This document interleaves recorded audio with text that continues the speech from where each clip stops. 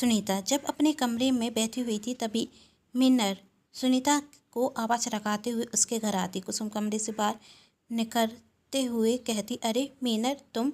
तब मीनर ने कहा, नमस्ते भाभी, सुनीता घर पर आई थी ना, बस उससे ही मिलने आई हूँ। कहाँ है सुनीता? अपने कमरे में ही होगी, मैं जाकर मिल लेती हूँ। कहते हुए मीनर वहाँ से जाने लगती। तभी कुसुम मन में सोचती, अरे कुसुम इस मीनर को भगा ना जाने कौन सी पत्ती पराकर जाएगी ननद रानी को। कुसुम मीनर को रोकते हुए कहती, मीनर रुको, वही दीदी ना अपने कमरे में आराम कर रही होंगी, तुम बाद में मिल लेना। मीनर यह सुन वहाँ से जाने लगती। तभी सुनीता कमरे से बाहर निकल कर कहती, अरे मीनर तू कहाँ जा रही है? तब मीनर ने कहा, तुम्हारी भाभी कह रही थी कि तुम कमरे में आराम कर रही हो तो मैं तुमसे बाद में मिलती हूँ। तब सुनीता अपनी भाभी से कहती, भाभी आप मेरी कितनी चिंता करती हैं, लेकिन इसके लिए मीनर को जाने के लिए क्यों कहा? वैसे भी मैं तो मीनर से मिलने के लिए उतावली हो रही हूँ, इतने सालों के बाद अपनी बचपन की दोस्त से जो मिल रही हूँ। चल मीनर अंदर आ। और भाभी प्लीज़ आप क्या चाय नाश्ता बना देंगी? तब कुसुम कहती, क्यों नहीं दीदी, अभी बना देती हूँ। कहते हुए कुसुम रसोई घर में जाती और सुनीता अपनी सहेली के साथ अपने कमरे में चली जाती। सुनीता कहती, और बता कैसी है? इतने सालों में ना ही तूने कोई फ़ोन किया और ना ही तेरी कोई खबर।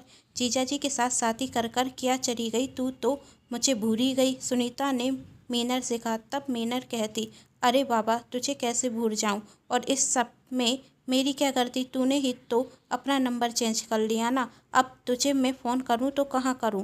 और पूरे 2 साल बाद अपनी माँ के घर आ रही हूँ। वही तो 2 दिन पहले पल्लवी मिली, जब तेरा नंबर मुझे मिला। तेरे मायके में फ़ोन करती थी, लेकिन तेरी भाभी तेरा नया नंबर देती नहीं थी। क्या कह रही है तू? सुनीता ने कहा, मेरी भाभी तुझे नंबर क्यों नहीं देंगी? तब मीनर ने कहा, वही तो तेरी भाभी ही जाने। तभी मीनर को गेट खटखटाने की आवाज़ आती। वह दरवाजे की तरफ देखती तो कुसुम खड़ी हुई थी। तब मीनर कुसुम से कहती, अरे भाभी गेट के पीछे खड़ी होकर हमारी बातें क्या सुन रही हो?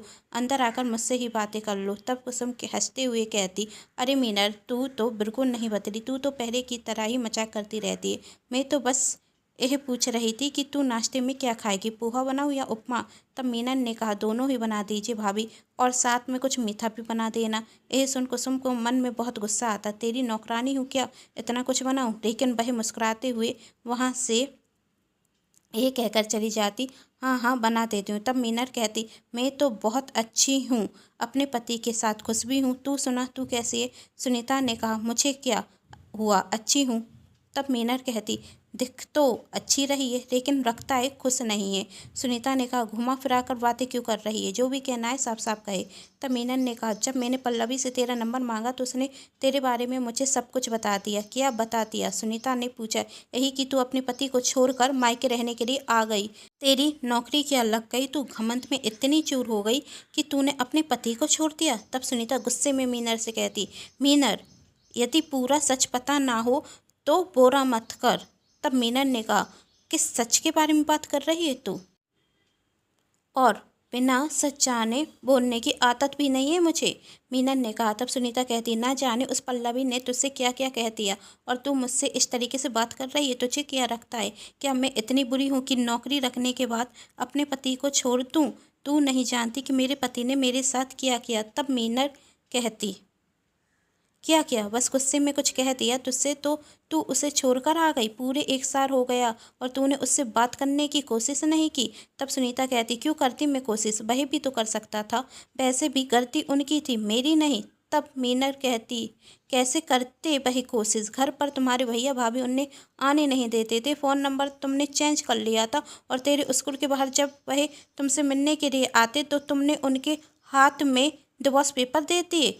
कोशिश तो उन्होंने बहुत की, लेकिन तुमने उनसे कभी बात नहीं की। तब सुनीता गुस्से में कहती, तुझे कैसे पता कि वह घर पर मिलने के लिए आए थे, और तू यह सब कैसे जानती? तब मीनर ने कहा, क्योंकि आज मैं रवि जीजा जी से मिलने के लिए गई। जब पल्लवी ने मुझे बताया कि तेरा और रवि जीजा जी का झगड़ा हो गया, और वह झगड़ा इतना बढ़ गया कि अब तुम दोनों एक दूसरे को डिवोर्स देना चाहते हो, तो यह सुन मुझसे कुछ अजीब सा रखा। सिर्फ झगड़ा होने पर डिवोर्स कौन देता है? मेरी भी तो शादी मनीष जी के साथ हुई है, हमारे भी झगड़े होते रहते हैं, लेकिन हमने कभी डिवोर्स के बारे में सोचा नहीं। और तू रवि जीजा जी को छोटे से झगड़े की वजह से डिवोर्स देना चाहती है? ऐसी भी क्या बात हो गई? जानने के लिए मैं कल सुबह ही तेरे घर पर आई थी, लेकिन कल तेरी भाभी ने बहाना बनाकर मुझे उड़ते पैर लौटा दिया था, जैसे कि आज लौटाने की कोशिश की थी। मुझसे रहा नहीं गया तो मैं रवि जीजा जी के घर गई और मैंने उनसे गुस्से में कहा, लड़ाई झगड़ा किस पति पत्नी के बीच में नहीं होता, लेकिन कोई डिवोर्स नहीं देता, तो आप मेरी दोस्त को डिवोर्स क्यों दे रहे हैं? तब रवि जीजा जी ने मुझसे कहा, मैं डिवोर्स कहाँ दे रहा हूँ, बल्कि सुनीता ही मुझसे डिवोर्स चाहती है। उसने तो डिवोर्स पेपर पर साइन भी कर दिए हैं। यदि मैं साइन कर देता तो अभी तक तो हमारा तलाक हो चुका होता। सच तो यह है कि डिवोर्स की जिद तो आपकी शहरी की है और उससे ज़्यादा उनके भैया भाभी की। भैया भाभी की? मैंने आश्चर्य से कहा। तब रवि जीजाजी कहते, और वही मुझे 1 साल पुरानी वही सारी बातें बताते हैं जिस पर तुम दोनों का झगड़ा हुआ था। और फिर वही मुझसे कहते, उस दिन सुनीता गुस्से में अपनी भाभी के साथ घर छोड़कर चली गई। मुझे उस पर और ज़्यादा गुस्सा आया कि यहाँ मेरी माँ की तबीयत खराब है और वह अपने मायके में जाकर बैठ गई। इतना भी मैंने क्या कह दिया था कि उसे मेरी माँ की बिल्कुल भी चिंता नहीं रही। कुछ दिनों बाद माँ का स्वास्थ्य ठीक हुआ तो जब उन्होंने मुझसे कहा कि सुनीता बहू कहाँ है, तो मैंने उन्हें सब कुछ बता दिया। तब माँ ने मुझसे कहा, बेटा तुम जाकर सुनीता को लेकर आओ। तब मैंने गुस्से में कहा था, मैं नहीं जाऊँगा। एक तो उसकी वजह से आपकी ये हालत हुई और ऊपर से वह घर छोड़कर भी चली गई। तब माँ ने मुझसे कहा, भूल जा पुरानी बातों को, बस बहू को लेकर आओ, मैं उसे समझाऊंगी। माँ की बात मानकर मैं सुनीता के घर गया। दरवाज़ा उसके भैया भाभी ने खोला। मैंने उनसे सुनीता से मिलने के लिए कहा, लेकिन सुनीता के भैया भाभी ने कह दिया कि सुनीता तुमसे मिलना नहीं चाहती। लेकिन मैं जिद पर अड़ गया कि नहीं, सुनीता से मिले बिना मैं जाऊंगा नहीं। तब उन्होंने मेरे मुंह पर दरवाज़ा बंद कर दिया। मैंने बहुत प्रतीक्षा की, लेकिन सुनीता मुझसे मिलने के लिए नहीं आई। मैंने उसे फ़ोन भी किया, लेकिन उसका नंबर लगता नहीं था। सुनीता का नंबर बार बार लगा कर उसके घर जाकर मैं परेशान हो गया, लेकिन उसके भैया भाभी मुझे मिलने ही नहीं देते। तब मैं सुनीता से मिलने के लिए उसके स्कूल गया। छुट्टी होने के बाद जब मैं सुनीता के पास गया तो उसने मेरी बात ही नहीं सुनी और सीधे डिवोर्स पेपर मेरे हाथ में रख दिए और मुझसे कहा, यह रो डिवोर्स के पेपर, मैंने तो साइन कर दिए हैं, अब आप भी कर दो और इस रिश्ते को हमेशा हमेशा के लिए ख़त्म कर दो। तब मैंने गुस्से में कहा कि शादी कोई मजाक नहीं कि जब चाहो कर लो और जब चाहो तोड़ दो। मैं इन पेपर पर कभी साइन नहीं करूँगा। सुनीता ने मुझसे कहा, हाँ जानती हूँ कि तुम साइन करना क्यों नहीं चाहते, क्योंकि तुम्हें मेरी सैलरी का लालच जो हो गया है, लेकिन मैं अपनी तनख्वाह में से 1 रुपये भी तुम्हें नहीं दूंगी। तब मैंने सुनीता से कहा, क्या फालतू की बातें कर रही हो, मेरे पास कौन सी पैसों की कमी है कि मैं तुमसे पैसे मांगूंगा। सुनीता बिना कुछ कहे चली जाती और मैं भी वहाँ से आ जाता और उसके बाद मेरी और सुनीता की कभी मुलाकात नहीं हुई। उसके भैया भाभी आते हैं घर पर और मुझे धमकी देकर जाते हैं, डिवोर्स के पेपर पर साइन कर दो वरना। लेकिन मैं उनकी बात नहीं मानता और अभी तक मैंने सुनीता को डिवोर्स नहीं दिया। यदि मैं सुनीता की बात मान जाता तो हमारा तो डिवोर्स कब का हो जाता। तब मीनर सुनीता से कहती, रवि जीजा जी तो तुझसे अपनाना चाहते, लेकिन तू ही उनसे दूर दूर रही है। अरे भुलाते पुरानी बातें और जाकर उनके साथ रहे, वही तेरा असली घर है। तब सुनीता मीनर से कहती, उन्होंने तुम्हें झूठी कहानी सुनाती और तुमने उस पर विश्वास कर लिया है। अरे कभी नहीं आए वही मुझसे मिलने, यदि आते तो मेरे भैया भाभी मुझे बताते नहीं। रवि ने तो मेरा साथ छोड़ दिया था, वही तो मेरे भैया भाभी ने ही मेरा साथ दिया। जब रवि ने सबके सामने मेरा अपमान किया था तब भाभी मुझे इस घर में लेकर आई और उन्होंने कहा था कि रवि जब माफ़ी मांगने के लिए आएगा तब तुम उसके साथ चले जाना, लेकिन रवि कभी आया ही नहीं। तब मीनर कहती, झूठी कहानी पर मैं नहीं तू विश्वास कर रही है। भूल गई वह बात पहले जो तेरी भाभी तुझे बिल्कुल भी पसंद नहीं करती थी, यहाँ तक कि उन्होंने तो तुझे आगे पढ़ने तक नहीं दिया। कितनी गिड़गिड़ाई थी तू, लेकिन उन्होंने तुझे आगे पढ़ने से मना कर दिया था और घर के हर एक काम तुझसे ही कराती थी और आराम से बैठी रहती थी और तेरी शादी कम पढ़े लिखे रवि जीजा जी से कराती, क्योंकि उन्हें दहेज में पैसे नहीं देने थे, जबकि तेरे पापा तेरी शादी के लिए पहले से ही 5 लाख रुपए छोड़ कर गए थे, वह भी तेरे भैया भाभी ने रख लिए। तेरी शादी में खर्च नहीं किए थे। तो बता लालची कौन है, तेरे भैया भाभी या रवि जीजा जी? तेरी शादी होने के बाद तेरे भैया भाभी ने कभी कोई महंगी साड़ी नहीं दी, यहाँ तक कि तुझे मायके बुलाना भी बंद कर दिया था। तो आज अचानक से इतना प्यार क्यों, कहाँ से आ गया? तुझे मायके में रुकने के लिए कहा, एक सुंदर सा कमरा रहने के लिए दे दिया और घर के काम तो तेरी भाभी तुझसे कराती ही नहीं। अचानक से तेरी भाभी इतनी कैसे बदल गई, बता। तब सुनीता कहती, शायद मेरा दुख देखकर उनका हृदय परिवर्तन हो गया हो। तब मीनर कहती, इन जैसी औरतों का कभी हृदय परिवर्तन नहीं होता। शादी के पहले तो तुझे बहुत दुख दिया था ना, लेकिन शादी के बाद जब तेरी नौकरी रख गई तो तेरी सैलरी पर इनकी बुरी नज़र पड़ गई, इसलिए उन्होंने तुझे रवि जीजाजी के खिलाफ भड़काया और डिवोर्स करा के बाद तुझसे हमेशा हमेशा के लिए उनसे अलग कर देंगे चाहती है, और उसके बाद तेरी सैलरी पर इनका ही तो राज होगा। आखिर तू इनके लिए तिजोरी की चाबी जो है, जिसे घुमाते ही साथ पैसे अपने आप आ जाते हैं। तब सुनीता कहती, इतने यकीन के साथ कैसे कह सकती है, मेरे भैया भाभी गलत है। तब मीनर कहती, क्योंकि मैंने सच इनके ही मुँह से कहा सुना है। जब कर मैं रवि जीजाजी से मिलकर लौट रही थी तो तेरे भैया भाभी को मैंने रवि जीजाजी के घर की तरफ आते हुए देखा, और जब मैंने उनका पीछा किया तो वह रवि जीजाजी से कह रहे थे, देखो रवि, बहुत हो गया तुम्हारा, अब जल्दी से जल्दी मेरी बहन को डिवोर्स दे दो और उसे इस रिश्ते से आज़ाद करो। तब रवि जीजाजी ने कहा, शादी का रिश्ता 7 जन्मों का तक का होता है, और आप चाहते हैं कि मैं इसी जन्म में उसे डिवोर्स दे दूँ।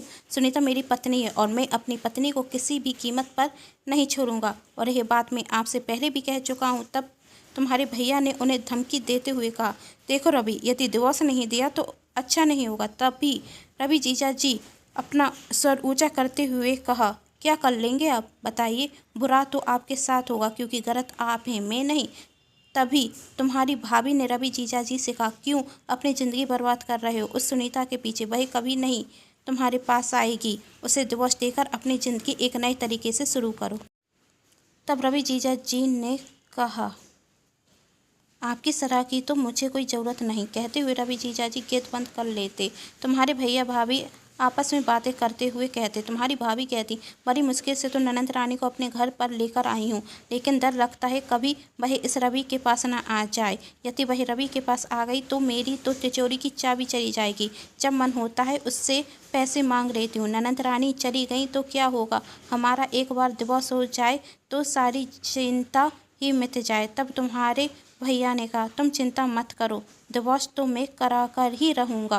कहते हुए वह दोनों वहाँ से चले जाते, और मैं सुनकर हैरान रह जाती कि आखिर कितना गिरेंगे तुम्हारे भैया और भाभी। अब बोलो सुनीता, क्या अभी भी तुम्हारे भैया भाभी सही हैं? मीनन ने सुनीता से पूछा। सुनीता के पास कहने के लिए कुछ नहीं था, उससे की आंखों से झरझर आंसू बहने लगे। तब मीनन ने सुनीता से कहा, सच तो यह है सुनीता की गलत तुम ही थी। तुम ही बताओ, जब रवि जीजाजी ने अपनी माँ को बेहोशी की हालत में देखा होगा तो उन पर क्या बीती होगी, वही क्या अपने होश हवास में होंगे। और उन्होंने तो तुमसे कहा था ना कि माँ की तबीयत ठीक नहीं तो तुम छुट्टी ले लेना। यदि तुम कुछ दिन की छुट्टी लेकर अपनी सासू माँ की सेवा करती तो यह सब होता ही नहीं, और यदि तुमने छुट्टी नहीं ली और तुम्हारी सास बीमार हो चुकी थी तो तुम्हें उन्हें इस हालत में छोड़कर तो आना नहीं चाहिए था। तुमने एक अच्छी बहू, क्या तुमने एक अच्छी पत्नी होने तक का धर्म नहीं निभाया? क्या तुम्हें अपनी सास को छोड़कर आना चाहिए था? उनकी सेवा करती तो रवि जीजाजी की नज़रों में तुम्हारी अहमियत बढ़ जाती। एक बार खुद को रवि जीजाजी की तरफ रखकर तो देखो, क्या तुम होती तो क्या तुम्हें गुस्सा नहीं आता? माँ खोने का दर्द तो तुमसे अच्छा कौन जानता होगा। बस उन्हें भी वही डर था कि कहीं वह अपनी माँ को खो ना दे।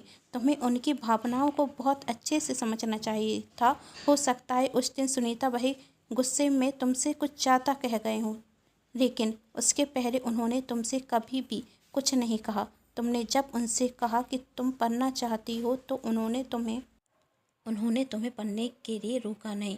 इतना पैसा होने के बाद भी उन्हें तुम्हारी नौकरी से कोई परेशानी नहीं हुई।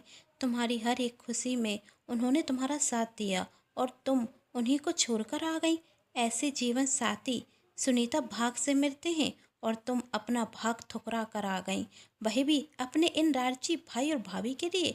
सुनीता रोते हुए कहती, तुम सच कह रही हो, मुझसे बहुत बड़ी गलती हो गई। मुझे घर छोड़कर नहीं आना चाहिए था, रवि को छोड़कर नहीं आना चाहिए था। मेरा फर्ज था कि वहीं रुक मैं अपनी सासू माँ की सेवा करूं। सब गलत हो गया। रोते हुए सुनीता कहती जा रही थी।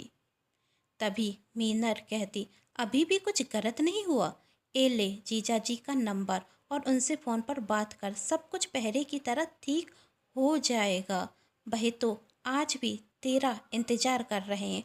और तेरी सासू माँ भी, कहते हुए मीनर वहाँ से जाने लगती। तभी कुसुम कमरे में आकर कहती, मीनर दीदी, क्यों सुनीता दीदी को हमारे खिलाफ भड़का रही हो? आखिर इससे तुम्हें क्या मिलेगा? अरे दीदी, इसकी बातों में मत आना, आपको कोई ज़रूरत नहीं फिर से वहाँ जाने की। आप फिर वहाँ जाएंगी तो रवि को रखेगा कि आप उससे हार गई हैं, और उसके बाद तो वह आपका बहुत अपमान करेगा। अरे पढ़ी लिखी हैं आप, अपने पैरों पर खड़ी हैं, तो क्यों किसी की सुनेंगी? आपको झुकने की कोई ज़रूरत नहीं है दीदी। आपके भैया भाभी आपके साथ हमेशा हैं। तब सुनीता गुस्से में अपनी भाभी से कहती, एक बार ऐसी गलती कर चुकी हूँ। आप मुझे मेरे पति के घर से यहाँ पर लेकर तो आ गई, लेकिन हर बार मैं आपकी बातों में नहीं आने वाली। भाभी पढ़ी लिखी हूँ, अपने पैरों पर खड़ी हूँ, तो इसका मतलब क्या मैं अपने पति को छोड़ दूँ? अरे मुझे तो आपको पहले ही समझ जाना चाहिए था। आपको मुझसे कभी प्यार था ही नहीं, आपको मेरी कभी परवाह थी ही नहीं। आपको तो सिर्फ और सिर्फ मेरी सैलरी चाहिए ना, मेरी तनख्वाह पर आपकी नज़र है ना। लेकिन आज के बाद ना ही आपको मेरी तनख्वाह मिलेगी और ना ही मैं अब इस घर में रुकने वाली हूँ। कहते हुए सुनीता ने अपना बैग पैक किया और वहाँ से चल दी। मीनर भी उसके साथ चली जाती और वही सुनीता से कहती, कल रवि जीजा जी को फ़ोन कर लेना, वही तुझे लेने के लिए आ जाएंगे। सुनीता रवि को फ़ोन करती, रवि फ़ोन उठाता और कहता, हेलो कौन? सुनीता ने कहा, मैं बोल रही हूँ। रवि सुनीता की आवाज़ पहचान जाता और कहता, सुनीता तुम? सुनीता ने रोते हुए कहा, मैं आपके पास आना चाहती हूँ, घर के बाहर मैं आपका इंतज़ार कर रही हूँ। रवि ने कहा, मैं अभी आता हूँ। सुनीता रवि गाड़ी लेकर वहाँ से जाने लगता कि तभी रवि की माँ कहती, कहाँ जा रहा है बेटा? रवि ने कहा, आपकी बहू को लेने। यह सुन रवि की माँ भी बहुत खुश होती और रवि सुनीता को लेने के लिए चला जाता और जाकर सुनीता का हाथ पकड़ता और उसे गाड़ी में बिठाता। सुनीता रोते हुए रवि से माफ़ी मांगती और कहती, मुझसे बहुत बड़ी गलती हो गई, मुझे माफ़ कर दीजिए। मुझे भाभी की बातों में नहीं आना चाहिए था। माँ जी बीमार थी और मैं घर छोड़कर आ गई। उस वक्त तो मुझे आपके साथ रहना चाहिए था, आपको हिम्मत देनी थी और माँ जी की सेवा करनी थी। उस वक्त आपने मुझे कितना याद किया होगा और मैं आपको छोड़कर आ गई। छोटे मोटे झगड़े तो हर पति पत्नी के बीच में होते हैं, लेकिन कोई भी पत्नी अपने पति को छोड़कर नहीं आती, और उस दिन तो सिर्फ मेरी ही गलती थी। ऐसा मत कहो सुनीता, मुझे भी तुम पर गुस्सा नहीं होना था, तुम्हारी मजबूरी समझनी थी। रवि ने कहा। तब सुनीता कहती है, आपका गुस्सा होना भी स्वाभाविक था, लेकिन मुझे बात को इतना बढ़ाना नहीं था, और मैं भी तो आप पर गुस्सा हो गई थी। जो हो गया सुनीता सो हो गया। रवि कहता, अब खुशी खुशी अपनी ससुराल चलो, अपने घर चलो, माँ हमारा इंतजार कर रही है। रवि सुनीता का हाथ पकड़कर घर के बाहर खड़ा था। तभी रवि की माँ दोनों को रोकते हुए कहती, हैं इस तरह नहीं आने दूंगी, पहले अपनी बहू और बेटे की आरती तो उतार लूँ, उसके बाद ही अंदर आने दूंगी।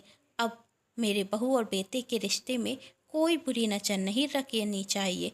आरती उतारने के बाद सुनीता और रवि घर के अंदर आते। सुनीता अपनी सासू माँ के पैरों में गिरकर माफ़ी मांगती। उसकी सासू माँ कहती है, बेटी तूने बहुत इंतज़ार करा दिया, अब इस तरह कभी मत जाना, तेरी माँ तेरे बिना रह नहीं सकती। तब सुनीता ने कहा, मैं भी आपके बिना नहीं रह सकती माँ जी, मुझसे बहुत बड़ी गलती हो गई, मुझे माफ़ कर दीजिए। आज के बाद मैं अपना घर छोड़कर कहीं नहीं जाऊंगी। यह सुन रवि की माँ और रवि दोनों ही खुश हो जाते और सुनीता अपनी सासू माँ और पति के साथ खुशी खुशी अपने घर में रहती। यदि आप सभी को मेरे द्वारा लिखी गई ये कहानी पसंद आई है तो चैनल को सब्सक्राइब जरूर कर लीजिएगा, क्योंकि इस चैनल पर मिलती रहेंगी आप सभी को हर दिन एक नई कहानी देखने के लिए। वीडियो को लाइक जरूर कर दीजिएगा, क्योंकि जब आप करते हैं वीडियो को लाइक तो मुझे मिलती है कहानियाँ लिखने के लिए प्रेरणा, और कहानी को अपनों के साथ शेयर करना बिल्कुल ना भूलें। Thanks for watching.